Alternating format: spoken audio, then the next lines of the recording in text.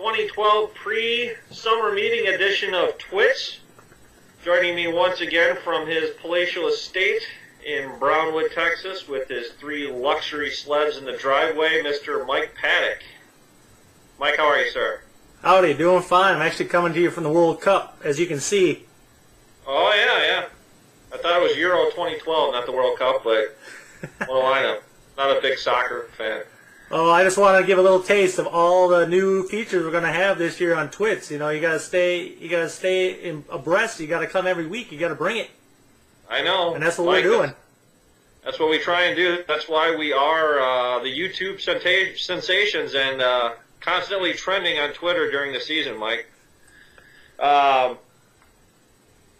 Mike, we're in the midst of the dog days here.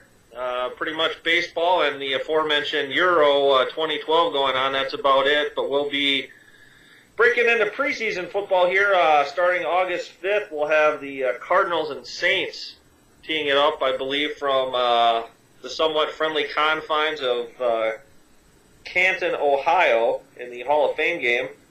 So we're closing in on football rather quickly here. So we yeah, what is it, like 4 weeks to training camp? 4 weeks? Yeah, I think most of them open around the early 20s into July. Yeah, so we got about a month.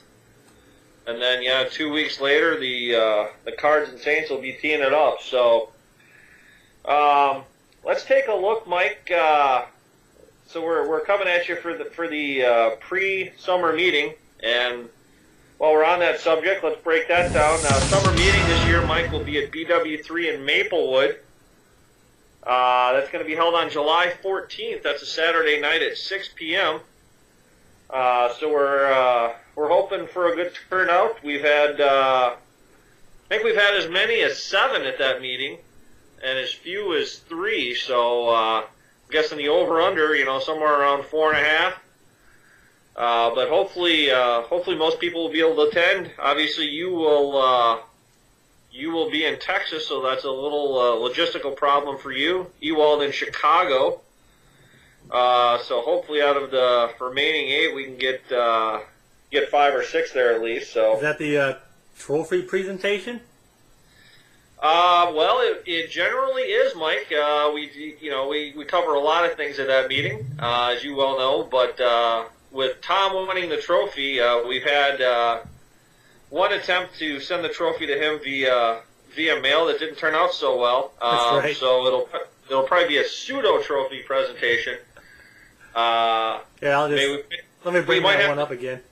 Yeah, we might have to do that on the next TWITS, do an official presentation to Tom or something. But yeah, we'll cover that and a lot of other things. Rule changes usually are the hot topic, and that'll all be leading up, Mike, to the SFFL draft, the 18th annual SFFL draft. That's going to take place on August 26th, 1 p.m. Central Time at Casa de Boncher. He's graciously agreed to host again for a second year in a row.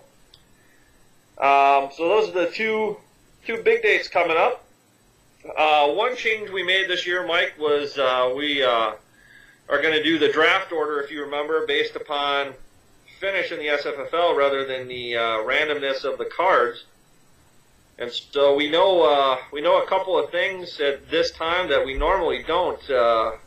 First thing we know, Mike, is who is going to be in what division.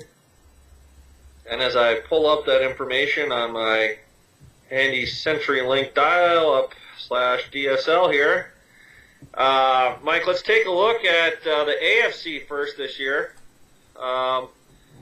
This is the M&T division this year, Mike. All M's and T's.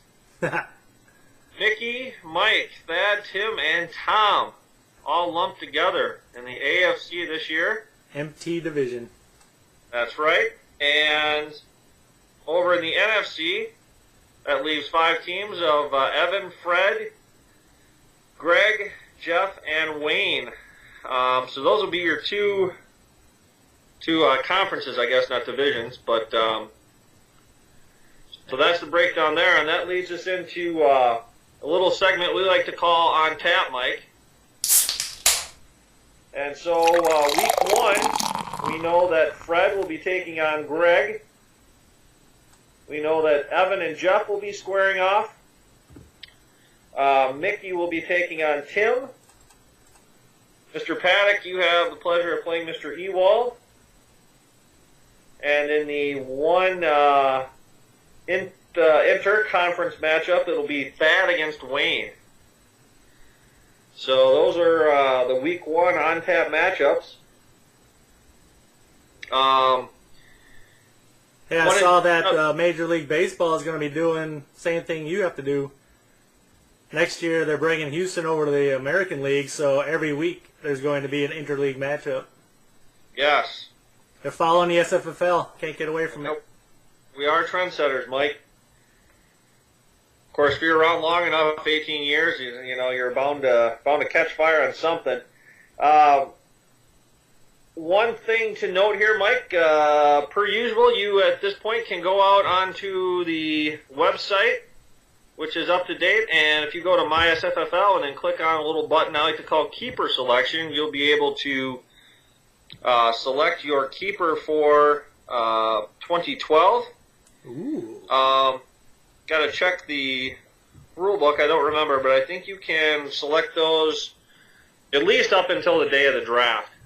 So plenty of time to get that done, but you might want to get out there and just pencil yours in now so you don't forget. You're all in trouble because I have Jabbar Gaffney. Yeah, and I'm sure you'll keep him over Jordy Nelson or Cam Newton, huh? Just saying. I know. So that is up and available on the site now. The new feature that I have added for 2012, Mike, if you go at the top of the site, click on Draft, and then you'll see a drop down for my pre-draft rankings. You can click on that, and what that's going to allow you to do is go in and basically set up your draft queue, so your top 100 players, and then that will be transposed on draft day over to your queue. So when you go to draft someone, your top 100 will be there for you, and then everyone else will kind of appear below that. So hopefully that will speed things up a little bit maybe on draft day, so you don't have to scroll through. You guys will mostly be right at the top there. So I like it. Go ahead and give that feature a try, everyone. It should be out there now for everyone, so go ahead and set it up. Not mandatory, but certainly if you want to do that, feel free. Mike, tonight, the pre-summer meeting edition of TWITS on the northern end of things is presented by a new brewery out of Minnetonka called Lucid, and their quality beer called Camo. That is high quality right there. I'm drinking a little import. My wife was kind enough to go out and get the old Julius Ector Hefe Weiss Dunkel for me yesterday. Did you say Julian Edelman? Julius Ector. Julius Ector. Not the Julia Edelman, the, was he, the fake, he was with the Patriots too, right? Before Dude? Yes, he was. It's a poor man's Danny Woodhead. So, Mike, I was just quick note here. I was rummaging through some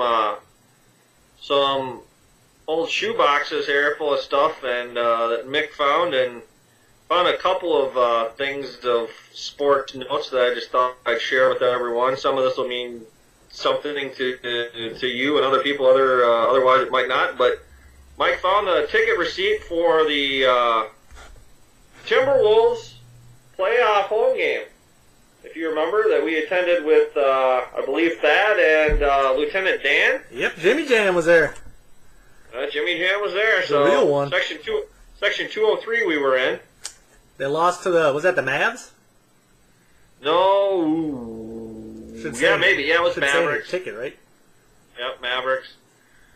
Found the Packers versus Titans ticket stub that Voss, Boncher, and Tim's dad all went to. We saw the Packers get smoked, I believe, by running back Chris Brown. Was that the LeBounty game? That was the LeBounty game. Yes, it was.